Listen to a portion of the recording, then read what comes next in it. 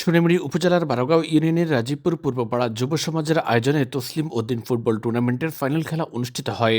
শনিবার বিকেলে আয়োজিত ফাইনাল খেলায় প্রতিদ্বন্দ্বিতা করে মোল্লাপাড়া একাদশ বনাম রাজীবপুর বন্ধুমহল একাদশ।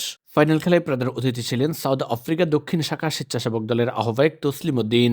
বিশিষ্ট রাজনীতিবিদ ও সমাজসেবক রফিকুল্লাহ মাস্টারের সভাপতিত্বে ও শাকিল মাহমুদের উপস্থাপনায় আয়োজিত অনুষ্ঠানে বিশেষ অতিথি হিসেবে উপস্থিত ছিলেন সোনামুড়ি উপজেলা স্বেচ্ছাসেবক দলের সাবেক যুগ্ম আহ্বায়ক ওমর ফারুক ভূঁইয়া, নোয়াখালী জেলা ছাত্রদলের যুগ্ম আহ্বায়ক মাহফুজ ফরহাদ, ২ নং ওয়ার্ডের সাবেক ইউপি সদস্য হানিফ হান্নান, বিশিষ্ট সমাজসেবক রাসেল ভূঁইয়া, বিশিষ্ট ব্যবসায়ী আমির হোসেন, বারগাঁও ইউনিয়ন ছাত্রদলের সাবেক যুগ্ম আহ্বায়ক জনি মাহমুদ। ফাইনাল খেলায় ৩-১ গোলের ব্যবধানে রাজীবপুর বন্ধুমহল একাদশকে পরাজিত করে মোল্লাপাড়া একাদশ।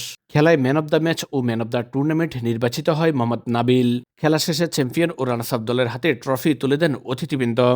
গ্রামীণ পর্যায়ে তসলিম উদ্দিন ফুটবল টুর্নামেন্টের আয়োজন করায় আয়োজক কমিটিকে ধন্যবাদ জানান বক্তারা। গ্রামীণ পর্যায়ে মনোমুগ্ধকর টুর্নামেন্টের ফাইনাল খেলা উপভোগ করেন গ্রামের বিভিন্ন শ্রেণী বয়সী উৎসুক দর্শক।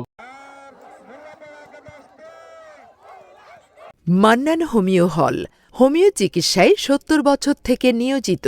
Railway station Sonaimuri, Noakhali. Mobile 01819670843।